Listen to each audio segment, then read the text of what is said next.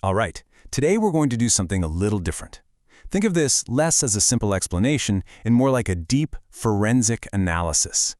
We are going to meticulously break down, piece by piece, a classical theological argument about resurrection taken directly from the exegesis of Surah Maryam. Our goal is to reconstruct the precise logical framework used to tackle one of the oldest questions humanity has ever asked. So this is where it all begins.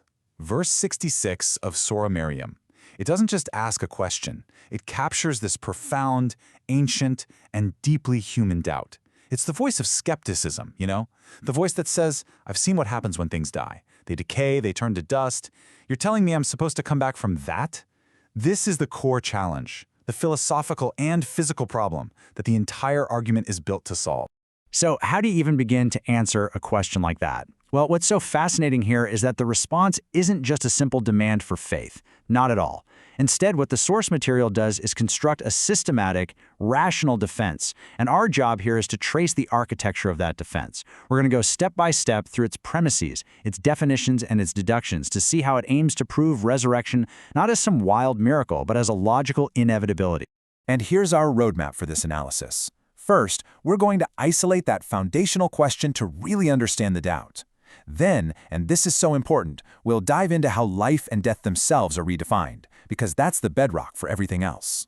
From there, we'll get into the whole body-soul distinction, which then lets us tackle the big one, the actual mechanics of how a body could be reassembled. And finally, we'll look at how the text deals with any lingering objection. Okay, part one, the foundational question. Before you can build an argument, you have to fully understand what you're arguing against, right? And the doubt here is rooted in what we can see with our own eyes. We see decomposition. We see a living thing return to dirt and dust, its unique form just gone. The idea that you could reverse that process feels impossible. That's the intellectual hurdle that has to be cleared first. On to our second section, redefining life and death. Now, this is the first really strategic move in the argument. It's basically rejecting the core idea that death means total annihilation. And to do that, it has to set up brand new definitions for these huge concepts. This isn't just playing with words. This is about laying down the fundamental axioms that the whole logical structure is going to be built on. First, the text sets a baseline. It talks about the death of an inanimate object that hasn't even been created yet. This is true non-existence, a state of pure potential.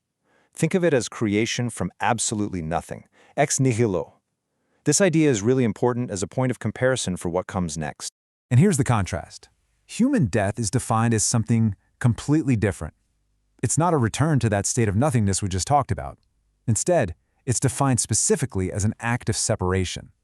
The essential parts of you, the soul and the spirit, are just decoupled from the physical body. So death gets reframed. It's not the end of existence, it's a transition. This single shift is the pivot point for the entire argument. All right, section 3, the body-soul distinction.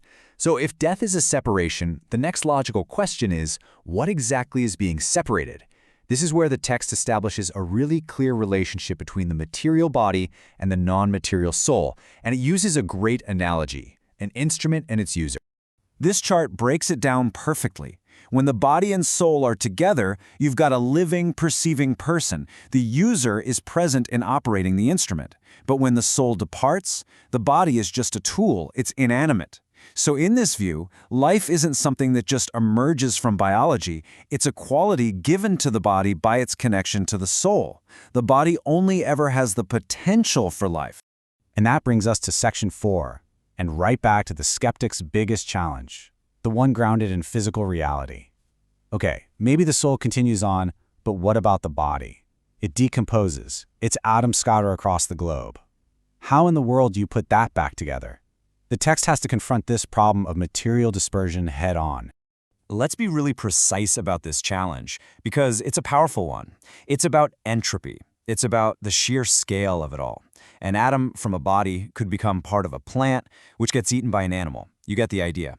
To any human observer, those original particles are fundamentally lost. Reassembling the exact original body seems not just practically hard, but maybe even theoretically impossible. The argument has to have an answer for this. And here is the proposed mechanism, broken down into 4 steps. First, disintegration is a fact. The argument acknowledges that. But step 2 is the game changer. the premise of divine knowledge. The idea here is that there's a perfect, real-time record of the exact location of every single particle. So those particles aren't lost, they're just distributed. Then comes step 3, the creative command, be. And finally, step 4 is the result. Those perfectly tracked particles are gathered back, reassembled, and the soul is returned to its vessel. The argument immediately follows this up with its primary proof, taken from the very next verse. And it's a classic argument from a stronger reason. It basically says, hold on a second. Does a person not remember being created from nothing in the first place? Isn't that a far more complex and powerful act than simply reassembling materials that already exist and are perfectly known? And that brings us to our final section, answering the final objections. So the argument has tackled the physical and the logical challenges. Now it moves on to the psychological source of why someone might still have doubts. The text actually categorizes these lingering objections as a kind of cognitive interference, which it calls satanic whispers or waswasa. Now this is a really critical point in the analysis. The inability to accept the logic we've just gone through isn't framed as an intellectual failure. Instead, it's presented as the result of an external influence, a whisper designed to make a logical conclusion feel impossible. The waswasa is basically an obstacle that gets in the way of what the text presents as a totally rational idea. This chart is a great visual for that core greater to lesser argument. The bar on the left, that's the difficulty of initial creation, bringing complex, organized life from nothing. That's a high bar to clear. The bar on the right, that's resurrection, just reassembling parts that already exist and whose locations are known. That's a much lower bar. The point is, if you accept that the first, harder thing happened, you're logically forced to accept that the second, easier thing is not only possible, but actually pretty simple in comparison. The text also provides a parallel argument that focuses on the soul's continuity. The reasoning goes like this. If the real you, your consciousness, your essence, is located in the soul, and that soul is never actually destroyed but is just separated and preserved, then the whole body issue becomes secondary. Resurrection, in that sense, is less of a miracle and more like the administrative task of giving a preserved consciousness a new interface to work with. So really, we can boil down the entire physical side of the argument to these two gatherings. You have the first gathering, which was the original creation, that set the precedent. Then you have the second gathering, the resurrection, and that's presented as an echo of the first, but a fundamentally less complex job, just putting cataloged parts back together for an entity that already exists. And finally, to make this whole abstract line of reasoning feel more concrete, the argument ends with this beautiful analogy from the natural world. And this isn't just poetry, it's presented as a kind of proof of concept you can see every year. You see barren, dead-looking earth, and then the rain comes, and boom, life springs forth. It serves as a tangible, observable model for the very same principle operating on a much grander scale. And so after this entire forensic breakdown, we're left with this question. Is resurrection presented in this text as a supernatural miracle that you have to accept in spite of reason, or is it presented as the necessary, inevitable, and totally rational outcome of its own specific philosophical system, a system built on the premise of an all-knowing creator and an eternal soul? The text argues without a doubt that it's the latter.